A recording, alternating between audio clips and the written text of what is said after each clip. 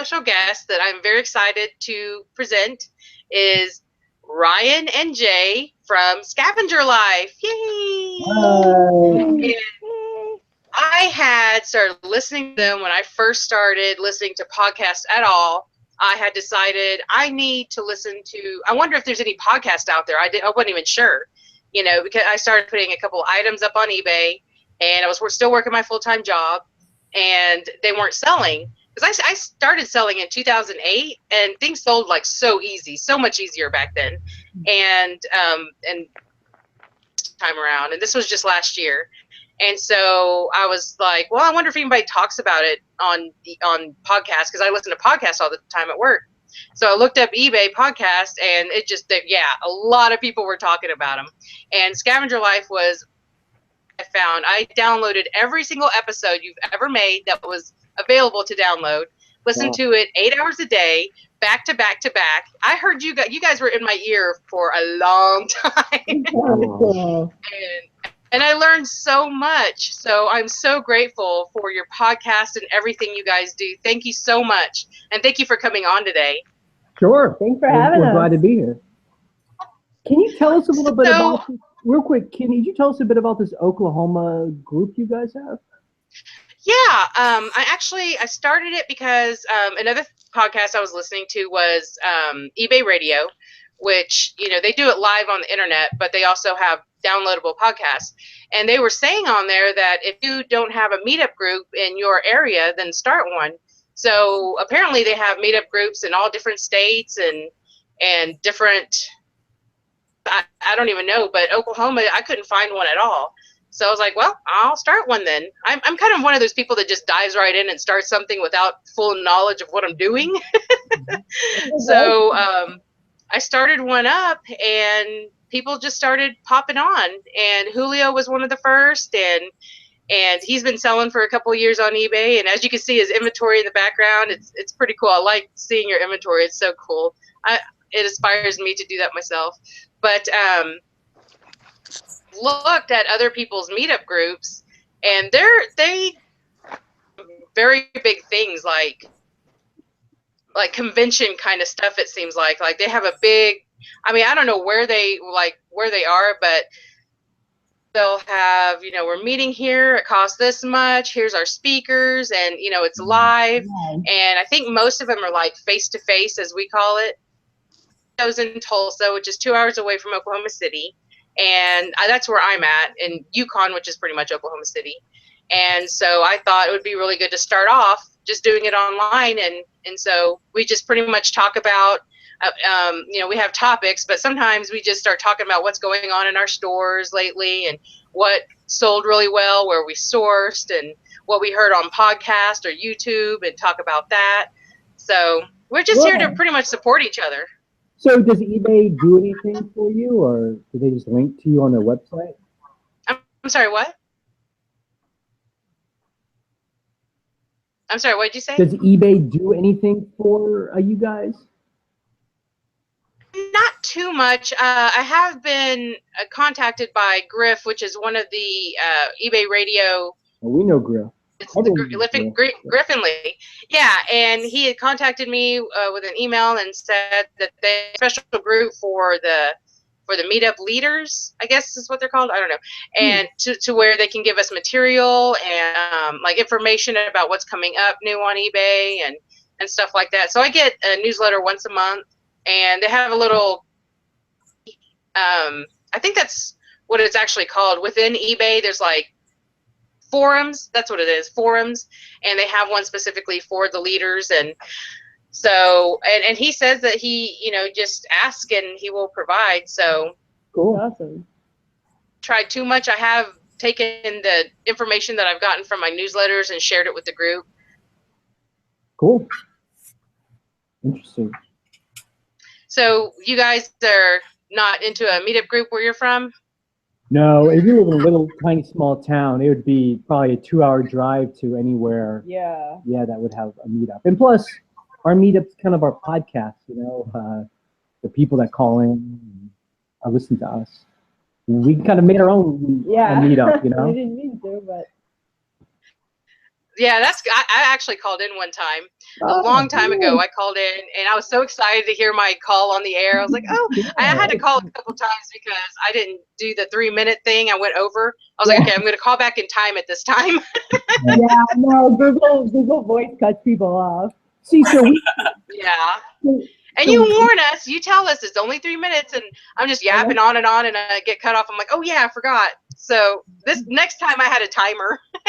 Right, it's smart. yeah, so we started selling in 2008, and back then, there really wasn't a lot of people online talking about this stuff. The only thing we saw were the eBay communities, the official forum of eBay yeah. forums, and we found them really negative, and people Oh always very really? angry.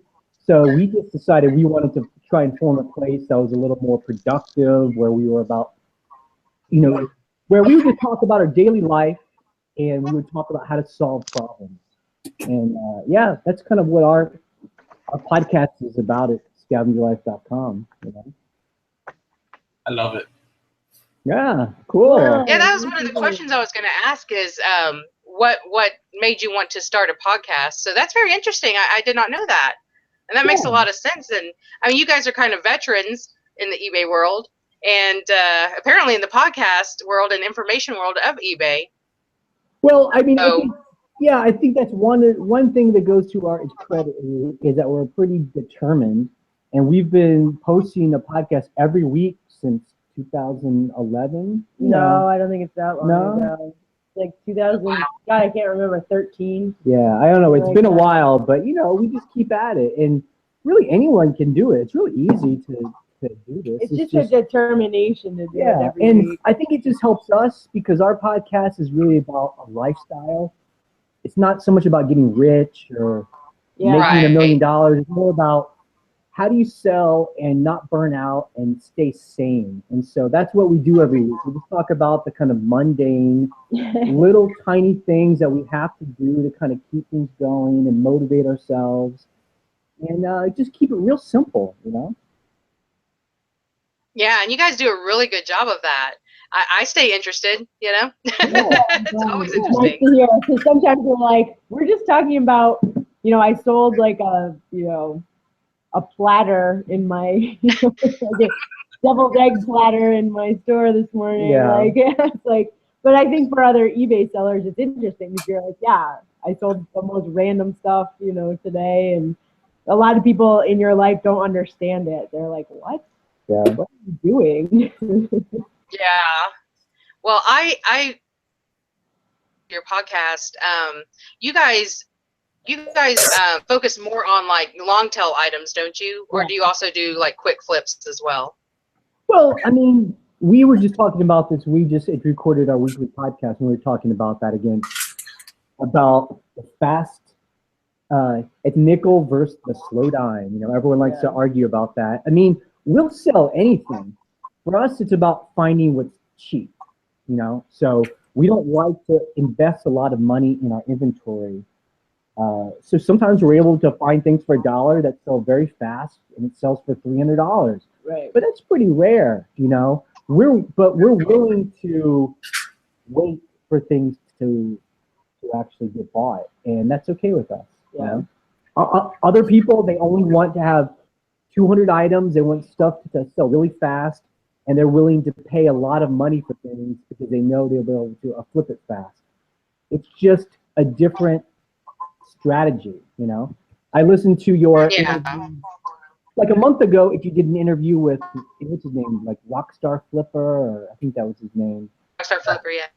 Yeah, and his attitude is different from ours. He's like, I want to buy stuff. I want stuff gone. It's within a month. Right. And that's his strategy. Ours is we're patient. And it's whatever works for different people. Yeah.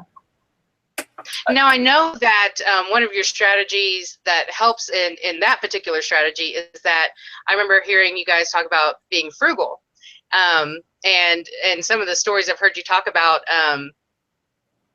I've heard so many, so if I don't get it right or verbatim, please. Sure. But I think I heard you talking about like not having heating at one point, and I mean it's all by choice, but you're that frugal. Right? We were like freezing. Well, I mean, so one thing about going Or air conditioning. yeah, like one thing about going full time is that we have to keep our expenses really low.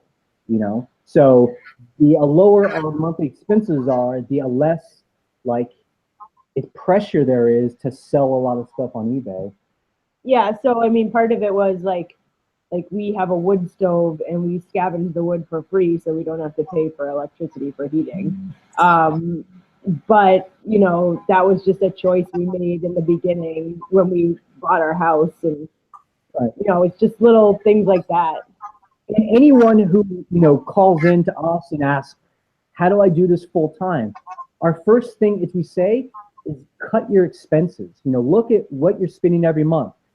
If you need an expensive cable bill, do you need to eat out every night? If you need 2 cars? I mean, these are questions to ask, because the less that you spend every month, the more possible it will be to actually quit your job and sell online. Yeah.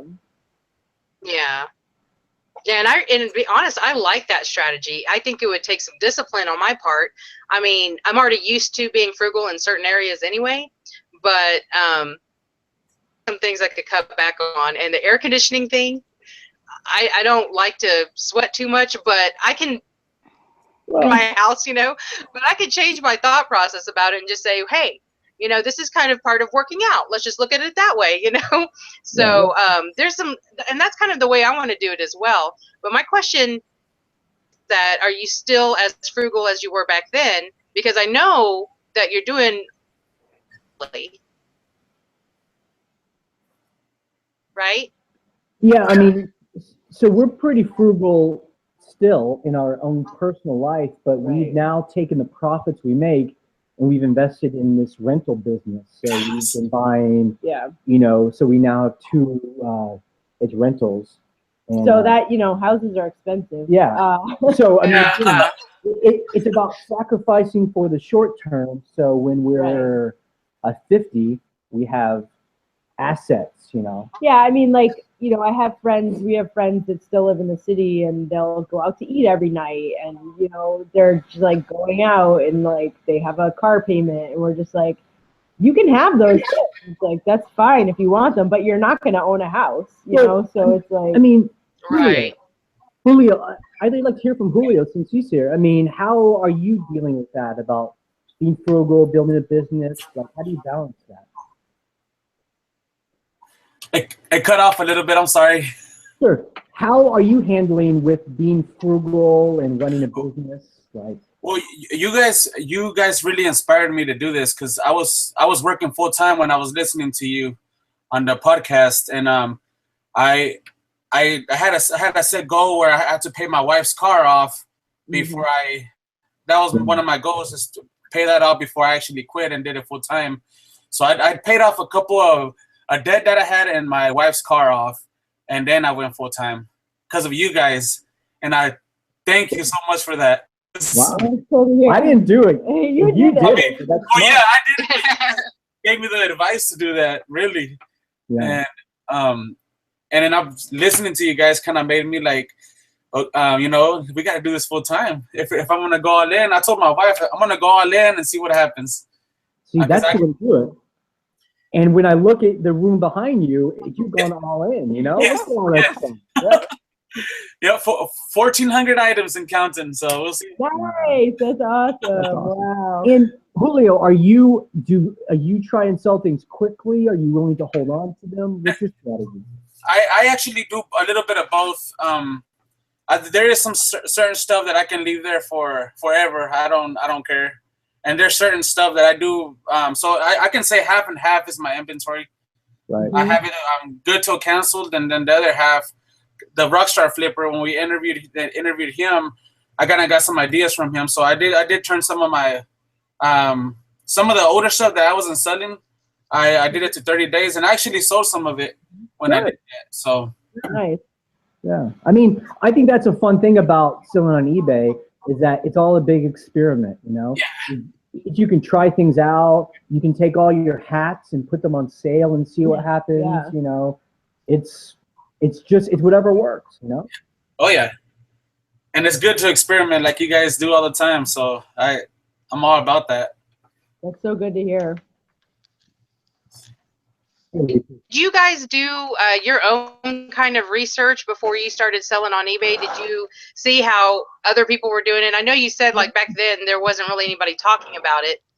So like, were you able to in retail or anything like that? I had sold some of my own stuff on eBay, like in college. I had some friends that were really into doing auctions, like buying stuff on auctions, and that's how I heard about it. My mom was like selling antiques and stuff in like 2002, which, like you said, you could literally sell anything. Some people didn't even have pictures. It was insane. Yeah. So that was our experience. Just like I would sell my own stuff when I was like, oh, I have this record collection and I'm moving and I don't want to bring it with me, so I'll sell it on eBay. And I had bought some stuff to sell on eBay as a business, but then like Jay and I met and we really got into like doing video on the internet, and that like took over our whole lives. And then we just did it out of necessity. I mean, we were like, we want to make money and do it cheap and do it, you know, like it was on the side. And then we were like, well, if we make it not on the side, maybe we could make enough to do our internet bill, you know, and it slowly grew from there. And then it was like, maybe we could buy a house, you know, or whatever. And we would do those things where there were people, we would follow their store and just watch what they sold, how they took their photos, how much they sold, and we just learned a lot without actually talking to them. And that's the other great thing about eBay is that you can just kind of stalk people you just and watch their stores and see how much they sell things for. It's really helpful. Yeah. So I do want to make it official, though. I mean, this is actually, as Ryan's the one that built this business, and I really kind of feel like I'm kind of her employee. You know, yeah, that's right. She's the one that did all of it. And then I just came in and just kind of helped to push it into overdrive. It was funny. He was like, can I just like clean some shoes or like do something? Because I was like doing it all by myself. Oh, wow. But I was very like tightly controlling it because I don't know. It's like when you want to hire an employee, you're like, I don't know if you can understand what I'm doing, you know, but obviously you did because you were right there with me. Right. You know, it can be taught. Yeah. But yeah, it was one of those things where it was out of a necessity, and then like a lot of you guys figure it out where you're like, oh, if I just don't have to pay for all these things and I cut down my expenses, I can actually make a living doing this and, you know, expand from there. Oh yeah. So how long did it take you to accumulate the funds that you were wanting to accumulate to start? Now, wait, let me rephrase that. Did you you used eBay money to start your rental business, didn't you? Yes, we did. Yeah, we did. I mean, I think when we decided to start selling on eBay, it was more of kind of like a hobby. It took us about 2 years before we actually were making enough to feel like this can be the full-time job we have. Right. So that's something we always encourage people. Like, it doesn't have to go from 0 to full-time right away. Start experimenting, cut down your expenses, and at some point, those two things will match. Right. Hired people before, right? We hired one person in October. Yeah. So it's very new for us. Brand new to us. And we learned from people who were calling in and coming on to our blog, telling us their experience with hiring people. And we learned a lot from people. I never would have hired someone if we hadn't have like interviewed a bunch of people who had hired people. Yeah. I would not have had the them? confidence to do that. And we love it. So I love it. Great. I love having an employee. Yeah, I can't wait for myself. No. How long did it take to, or did they catch on really well, or did you have to do a lot of training? I mean, this girl is incredible. I literally want her as my personal assistant 24 hours a day because she you tell her once and she does it, and you're like, oh, you did it perfectly. And that Wow. is rare, I think. Yeah, I think that's the thing about hiring people. It took us a while because we were really trying to find the right person. So I've heard people, they put ads on Craigslist, and I think those people's experiences are really hit or miss because you're really just getting random people. We knew someone. We were friends with her parents. She's about 10 years. She's 10 years younger than me, and we're friends with her parents through this community group in town. And we knew that she was looking for work. And Jay kind of put 2 and 2 together, like, oh, she's looking for work. She's super smart. Yep. She's like an accounting major. Right. Like, we were like, okay, this has to be good. So that was lucky. Ask, what is the strangest thing you've ever sold? Well, I mean, there's all kinds of weird stuff. I think one thing we didn't know had been a thing, and it's kind of creepy, is like old Victorian photos of dead children. Yeah, that's a thing. And that's because I guess back in the day, when a child would die very young, they wanted to remember this child, so they would actually take a picture of the baby, like that's not alive anymore. Like, we were in New York City in December, and there was a whole art, like at the museum. It was like the American Folk Life Museum. There was a whole exhibition about it. We were like, what? So if you do a search for dead babies, there's a whole... That is a very weird thing that we sold, but we definitely sold it, and it sold for a lot of money. Yeah. People collect those things. I think the weirdest things are things that people collect as like collectors, because we're not collectors. Like weird things like vintage pencils and erasers. What? I can't even believe that's a thing, but it is totally a thing. Right. People collect old markers and old erasers. As scavengers, that's what makes this fun. Is when you find those things that no one else thinks is worth anything. They actually think it's garbage. Like, what kind of stuff have you guys found and sold that you couldn't believe? Well, I have like a whole bunch of families worth of stuff in my garage. 2 of the families is mine, but I actually have a bunch of crayons. I mean, just tons and tons of crayons that my youngest daughter is 8. And she doesn't even like crayons. She prefers markers or, I've got a family full of artists, and she's just told me she doesn't like crayons anymore. So I went ahead, and I haven't listed them yet. After talking to you, I'm pretty sure they'll sell. Yeah, but, I still I separated all of them by color. Wow. So, and it's just tons of them. So one thing I can think of. Oh, I have an empty box. This is not necessarily strange, but I have an empty box, a stethoscope box, and it's in really good condition. And every time I try to sell it, it's just a box. People are like, well, I don't just want the box. So I've kind of just given up on it a little bit. I still have it, but I wouldn't give up on it. I've sold empty boxes. I have sold empty boxes. Very strange. Yep. What about you, Julio? So I'm looking at my solds because I can't remember. Like I see your daughter.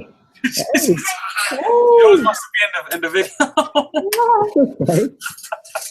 You got to get her packing some of that stuff. Oh, my 8-year-old's my assistant. I would say the biggest thing. Yeah, my daughter likes to drop it off. Do I, Rebecca? I would say the thing that surprised me the most is I bought a used bottle of perfume, and I researched it and I was like, dang, that stuff sells. So I put it up, and I put it up for $85, and it sold like that quick. Wow. And I paid like 99 cents for it or something. I was shocked. So that is my big go-to thing. I'm constantly looking for perfumes, old perfumes. So we do too. Yeah, I mean, but then if you really think about it, it makes a lot of sense because a lot of perfume isn't made anymore. Right. So someone has a scent that they started to use as a teenager. They can't buy it anymore, and eBay is the only place where else could you buy so perfume? So At first, it sounds weird, but then it makes a lot of Makes sense. sense, you know? yeah. It does. Yeah. And Yep. Like a dead baby. You know? All right, sorry. Yeah. Hey, Ryan, go for it. Well, now that you say about the perfumes, I have a whole bunch that I was just about to. No, know. don't throw them away. Don't throw them away. I'll buy them from you. I'll buy them from you. No. and it was I think most of them are Avon, but they are like halfway.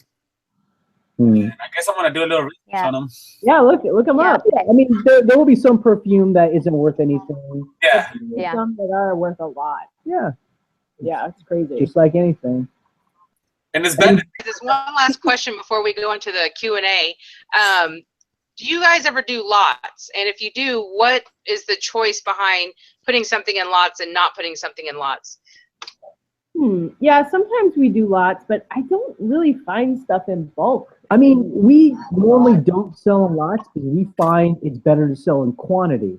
So You make more money. So, you know, if we have Okay. 6 fancy plates, we'll sell each plate, you know, so each one's $20 right. times 6. And I people can don't buy generally them. buy plates, but Or yes, that's something like that. Because, Yeah. you know, we find people that sell in lots are really, honestly, often just kind of moving stuff out. giving Yeah. stuff up. The only time we might sell lots is if we're just trying to get rid of something, you know? Like I have these work shirts. I have all these like generic work shirts that we bought so many of, and I was like, I just have to lot them up like as big a lot as I can ship and just put them up cheap because I do want to move them Like, out. I do think it's strange when people sell sets of china. Like, they'll sell like a huge lot of like 24-piece set of china. Or more. They'll sell it for like $30. And I'm like, how do you, number one, Like packing that? It's Oh just- my God. it's better to sell them individually. So these 2 plates, Yeah. these 2 That's what we saucers, usually do. if the pattern is sought after, you know? Yeah. But again, people that sell That's just- china is a whole different like genre that we don't Yeah. get into very We try much. not to. Yeah. Sometimes I do. I actually have a set of dishes that my grandma owned that is exclusively made in Oklahoma. They're called Wow. Frankoma, and they're actually know that pottery place. made. So I know Frank Oma. of them, and I couldn't tell at first if I wanted to sell it as an entire set or if I wanted to separate them. But the biggest decision that helped me with that, or the biggest thought that helped me with that decision, was the shipping. Yes. I see myself shipping the entire set in No one way. setting because I could just see all kinds of things breaking and it being way too heavy, and so I went ahead and separated them, and I've sold quite a few. Yeah. I kind of That's miss a them beautiful actually. Yeah, that's a beautiful brand. I found some Frank Oma here. I didn't know that it was from Oklahoma. That's Yeah, cool. that's cool. Individual piece looks different, a little bit different, you know, but yeah, they're beautiful, and I really didn't start appreciating until I started selling them, and I started looking for some bowls just to put in my own kitchen, and I sold them all. So I'm like, Oh, yeah. Yep, that happens sometimes. yeah.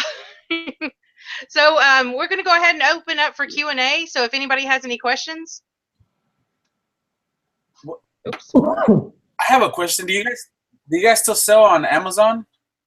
That is a great question. We have about 500 items still in the FBA warehouse, but really, after the next time they want to make us pay to store the stuff there, It's like all gone. I'm just gonna dump it all. Oh, It's just God. because our thing is like a long tail item, so it doesn't sell very fast, and the I mean, you're just losing money. fees are too high after they just change the storage fees. Like so. I spent a whole year sending stuff to FBA, and now I'm like, Yeah. Yep. It's There just it goes. not really our style. How about you guys? Well, I'm actually doing research now because I'm thinking about sending some stuff because I got a whole bulk of brand new items. Wow. okay. So I was thinking about just sending a box and see what happens. I think you should try it. I mean, I think it's important to like learn its process, and maybe it might do well. It might work. for you. It doesn't work for us, but if you have new items, that's different. Yeah, because I usually buy most of my stuff is used, and I just had a chance this past week, or was it this Friday, to buy, and then they had a whole box for $5. I was like, okay, Yeah, may as well try. Well, I mean, that's a great thing about Amazon too. Is you can scan it all, and if it's worth it, and they show you after the fees what your profit will be, so Yeah, you can make that choice. You do those numbers. Well, cool. I'm kind of scared. I wanted to start selling on Amazon, but I'm kind of scared because of all the fees. I know they cost a little more than eBay, but and I believe I heard on your podcast, if I'm talking about the wrong podcast, but I think I heard on your podcast that when they started changing the fees that you were kind of backing off. Was that you guys? yeah, that's us. So they just started the thing up until 6 months ago, Yeah. 5 months ago. You could send in individual items, and they would not charge you A storage fee. a storage fee for the most part. And so it was great. We could send in 600 items, and we wouldn't really get charged an expensive storage fee until it's sold. Now they changed that. So they do it by the square footage because now, right? yeah, now it's if you don't sell it within 6 months Right. and then 12 months, they charge you increasingly more expensive fees because they don't. It's just sitting in their warehouse. They don't want the stuff in Yeah. the warehouse. So I don't blame them, Yeah. but that kind of changed the whole equation. Well, that for was us. the thing with Amazon, is sellers like us were like, it's great. You just like store stuff for free, and I have like 10,000 items, and you're like, that's amazing. And then Amazon is like, our warehouses Yeah. are full. I mean, we should not be the people to talk about Amazon, but the people that seem to do well are the ones that they do arbitrage or wholesale. Commodity new items. Yeah, it's like new items That's that not us. sell quickly. That's just Yeah. not our thing. What do you guys think about books? I just got a huge lot of books, and they're really, really good. All different kinds. A few college medical books, some spiritual books, some workbooks, all in great condition. But the books I have already in my store, I just don't sell books very well. So It depends. I mean, sell we have books. we have We have like a whole room 6 full of boxes of books that we are debating whether or not to list, and it's about just scanning and researching. It's just like anything, and how long are we willing to sit on them, and how much they're worth. I mean, are we excited about Okay. it? You know, like, are you excited about going through each one and listing them? I mean, I don't know. Actually.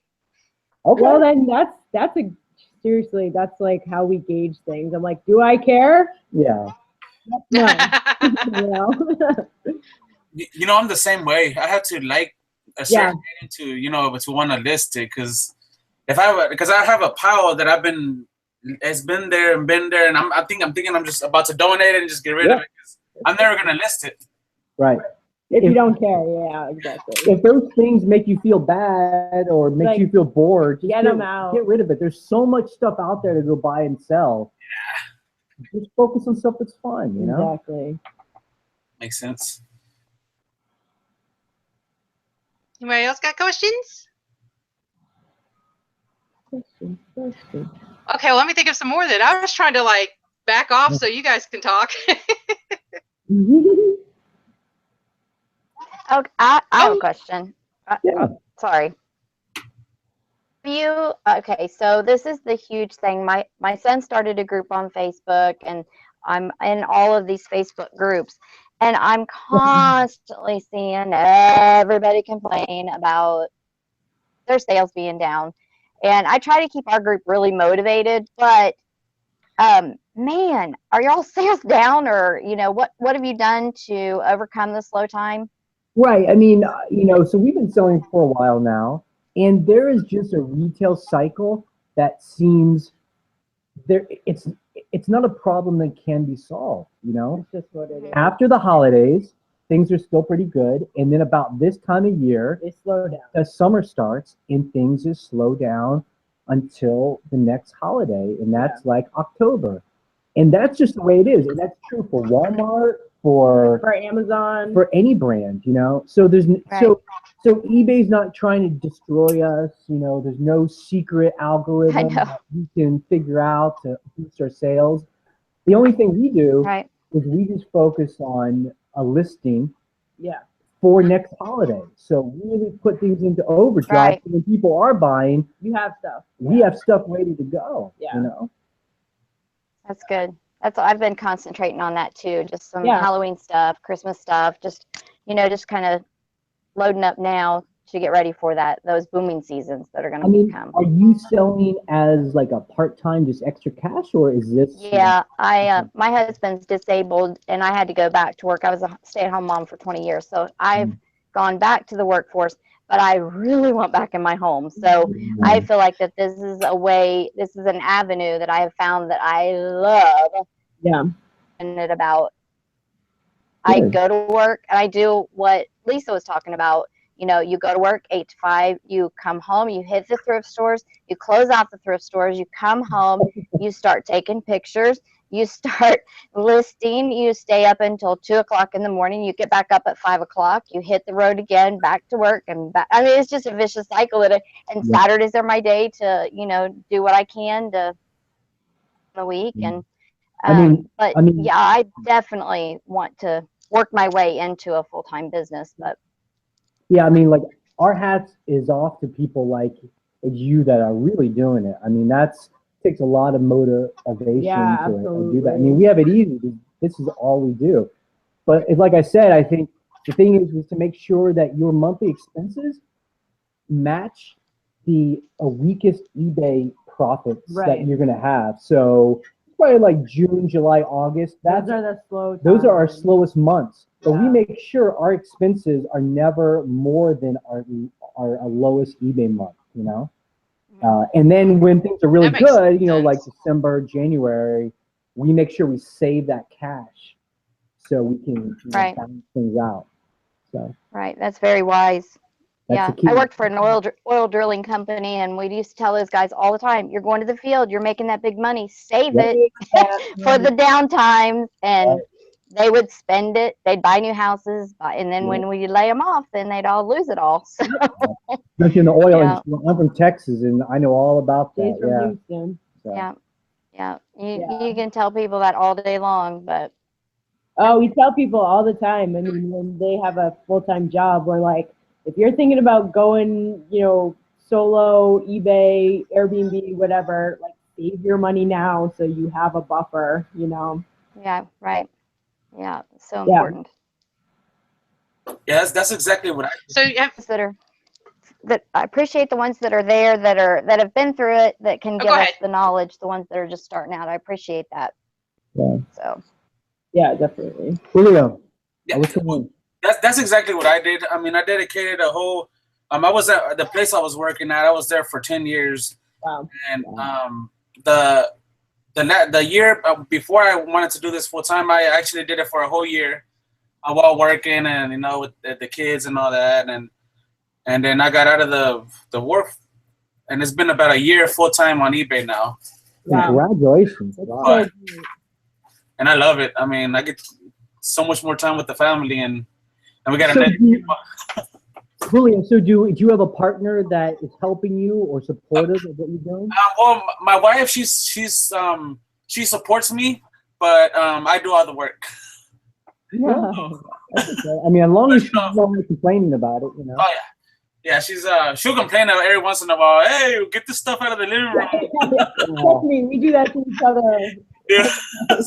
We're both doing it, so. Yeah. Lisa, are you doing this full time? I am, and I was working in a law firm for 3 years before I started. And I actually started putting items up in June. Wow. And I think I gave it about a month and nothing was selling. I had like 4 items up. I didn't know anything, you know? And so, yeah, I'm like, why isn't it selling? But, and that's when I was like, okay, I apparently am doing something wrong. So let's download some podcasts. So like I said, I was listening to you guys and a few other people just all day long. And I didn't even know people were doing it full time. I didn't know it was an option. It just didn't dawn on me, you know? And so when I started getting all that encouragement, because I've been looking for something to do at home anyway, start my own business again. I had my own business some years ago, about maybe 10, almost 20 years ago, actually. Jeez, I'm old. Anyway, but I had my own house cleaning business, and and I also did commercial, but it was so long ago. I was so young that now for me, I know a lot of young people today are really smart about business. I was not. I worked at Mary Maid's, and I was like, you know what? I could charge less and get paid more doing this on my own. So I did that, and I did it for a couple of years, but I did most of the work, so I got burnt out and didn't think about growing my business or hiring more people or anything like that. And I was just like, I just went ahead and quit. But have that, wanting to work for myself spirit in me. And whenever it just dawned on me, oh yeah, I could sell on eBay. And then I found out people could actually do it full time. I was like, I want to do that. So I was doing like Rebecca was saying, I would go to work 8 to 5, Monday through Friday, listen to the podcast all day long, and couldn't wait to come home and start listing, take pictures and start listing. And I didn't even need a source. Like I said, I have tons of stuff in my garage that's just been sitting there. And there's still stuff I haven't even sorted through. I just have so much stuff. But I've also sourced. But when I heard about the bins, the Goodwill bins, I was like, ooh, I've got to try that. Yeah. And the shopping part was really fun. But it wasn't until November, the first week of November, I went ahead and gave my 2 weeks notice. And I really didn't feel like financially, but I did know that good finance was working. Like with the tax refund, was going to be eventually coming. I knew I would still have a few paychecks, and so I went ahead and gave my 2 weeks notice. And plus the biggest thing was, I kept thinking to myself, I could be listing so much more if I was doing this full time. Yep. That's what bothered me the most, is that I could only list like 5-10 items a day, and that bothered me so bad. Yep. So yeah, quit, and my sales went up every single month. It was getting better. I was getting better at taking pictures. I got a professional light set. But then April hit, and my sales slowed down quite a bit. So I'm actually looking for part-time work right now, and which I was kind of depressed about at first, because I'm like an all or nothing kind of person. I was kind of thinking, well, if I got to get a job, I guess I got to quit this, but I realized I can do both. And where I'm at right now, just trying to, I wasn't really prepared for those down times, and I did not realize it was going to come so soon, because I've heard of them in June, Right. Yeah, I mean, plus it just depends on what kind of stuff that you have at your store. People that only sell its clothes will have a different kind of retail slump than people who are selling collectibles, you know, that kind of thing. So that's one reason why we're big advocates of just like sell everything. We sell clothes, shoes, collectibles, furniture. We'll sell anything, If we can get it cheap enough, we'll sell it. And store it too. And I think that helps us kind of even out our sales. Yeah, it does help. That's awesome. How is your storage coming? Yeah, I mean, so that's our next big. We're actually going to invest in building a big storage building. We just haven't gotten there yet. Yeah, so, we're not there yet. Soon. But I will say, what you're talking about, people wanting to start selling on eBay, I think the biggest mistake I see people do is the first thing they do is they go and they shop. And they shop and they shop and they keep shopping. And they'll make videos about their hauls. And that's what they think the business is. It's listing. And really, finding stuff It is addicting. It's listing is the hard part. Listing. So we always tell people, list 500 items, don't stop. So if it takes you a month, 2 months, like until you hit 500 items, you're never going to have enough stuff in your inventory to make a living in our experience. That was our experience, And then that's a hard thing for people to take, because that's unglamorous. It's boring. It's not fun. And people don't want to hear that. It's fun when you start making money. They want to hear about just going shopping, Going shopping and making money. Yeah, I think shopping diet for a while, so you'd be proud of me. I don't think I've shopped since, I have not sourced since February, so. There you go. Lulu, how about you? Well, I had 750 items listed when I first put in my I had to put in a month notice, just because I wanted to be like, okay, if this doesn't work out, they're like, okay, we'll take you back, no problem. So that did make a difference. I mean, having that much stuff listed, it really does. Yeah. I always get confused when a new people, they say, I've got 80 things in my store. Why aren't I a full-time Why am I not seller? making thousands of dollars every month? I'm like, just think about walking into a store, a brick and mortar store, and there's 80 things on the shelves. Like, it would feel like some weird store, like shelves have to be full, Yeah. I agree. Yeah, I think I had about 200 to 300 items when I quit my job. I have 757 now. Wow. But yeah, I think aspect, I think it was the right time for me to quit anyway. Not necessarily. I probably should have gotten something else in the meantime. I don't know. It really did give me a whole lot of time to list, but it's just they wouldn't give me a raise, and I was there for 3 years. So and I had people supporting me that understood that's just not right. Right. They could have worked with you, so. Yeah. And I'm okay now with finding something part-time and perhaps maybe like getting something in the retail. So I sell mostly clothes. I do try to sell anything. I have anything, toys, video games, but it's mostly clothes. So I'm thinking, well, if I get a job at like Plato's Closet or Yeah. somewhere like that, it's not definitely not what I'm used to making, but I think I could learn a lot. Yeah, absolutely. I mean, there is no shame in having other sources of income. I mean, that's what we do too. We still do other kinds of work on top of eBay. The great thing for us is we just know that eBay's like our base. Yeah, like eBay's like our base engine of making income, and then everything else is kind of bonus. And then eBay gives us a confidence when we work for other people to say, no, we don't want to do that. We can walk away at any time because Right. we really need that job, Yeah. Like it gives you that power. Yeah. Yeah. And that's a power I've never had before. Exactly. Yep, we didn't either. I mean, that's why we love it, is that we were freelance videographers and some of our jobs were just so crappy. And we were like, well, let's just sell on eBay. It's the same amount of money. It's more money. Why don't we work for ourselves, Right. like put 40 hours a week into our own business into making money for somebody else? Right. Yeah. I play music that's my second income. Cool. Nice.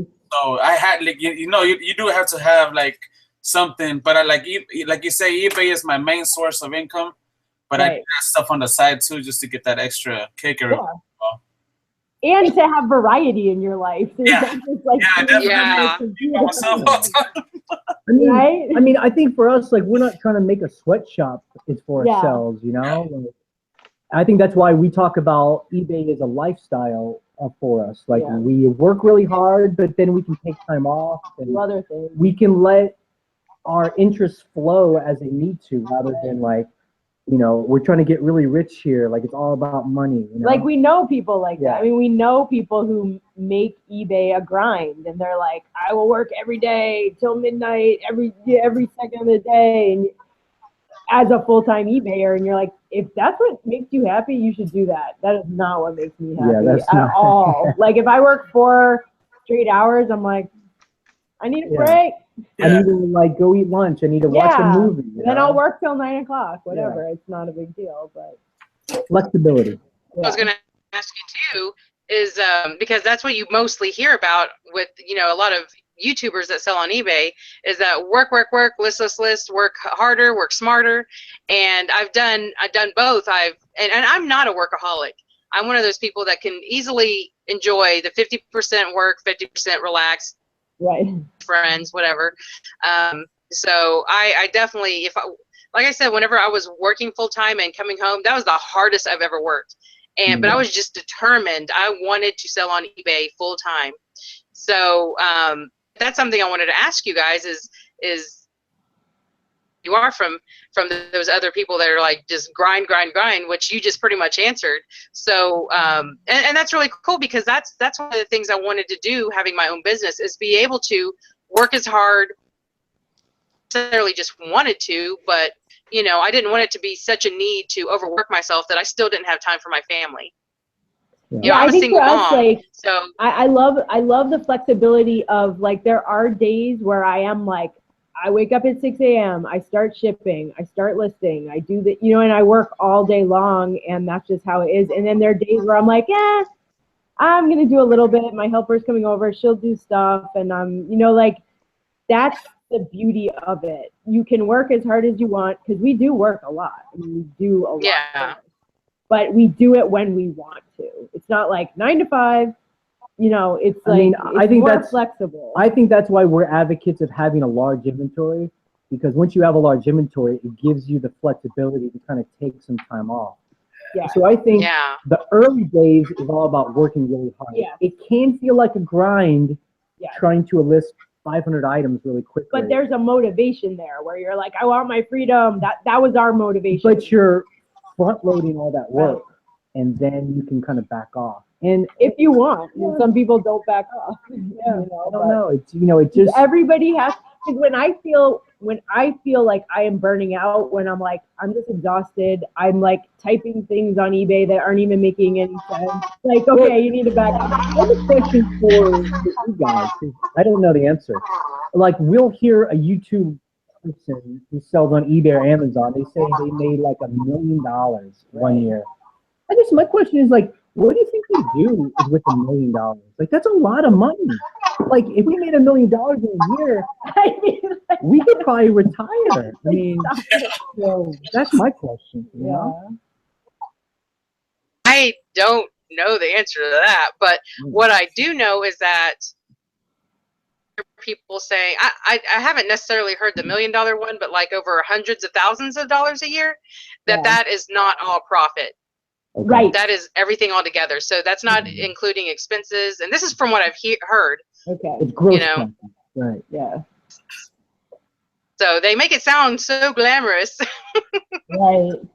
Math behind it, Yeah. I think that's part of it. Let me grab our phone. Sorry. Okay. I remember thinking, I wonder if this is profit and then I actually heard other YouTubers saying, when they say this much, that's actually gross. And I was like, I thought so. That sounded crazy. Yeah, that could be kind of just like bragging about some big numbers, but that's not actually like take home cash in their pocket after taxes and everything. Yeah. I mean, Which I think that's in a really way, good. I can understand that you wouldn't want to share all that, not necessarily for privacy's sake, but just to do, how much time it takes to work at an eBay store and make sure you're always constantly putting content on YouTube, that you don't, that's just one thing you want to leave out is all the math behind what I'm actually bringing home, But I think that's good for new people to hear, that those numbers that some people throw around aren't necessarily like the cash in their pocket, that, you can still be a successful eBayer making $1,000 a week, and $1,000 a week is doable, It's incredible. if you do it full time, Yeah, I'm not asking for much. I just want to pay my bills and have a little extra, get out of debt. Pay my bills, get a little extra, have other businesses, and like watch movies. Like, that's what I want. Yep. Please.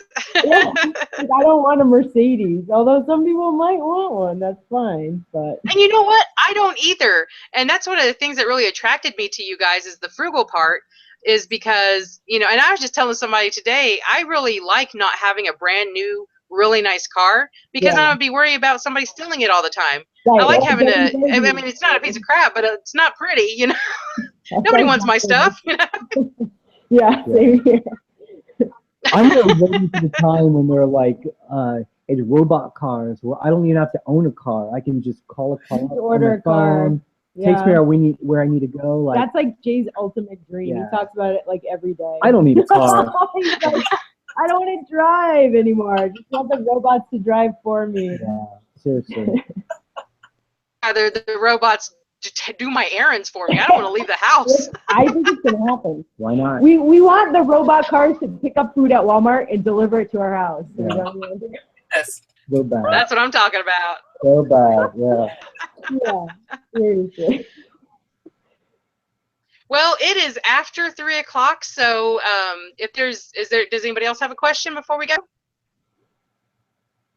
I really, really do appreciate. Oh wait, what? I just want to say thank you personally to them for the podcast and the advice you give us. So just want to say thank you. It's I mean, so I nice appreciate to it, Lisa. meet you all. we love meeting all of you guys because today. we're kind of a family, you know. Yeah, you guys get us.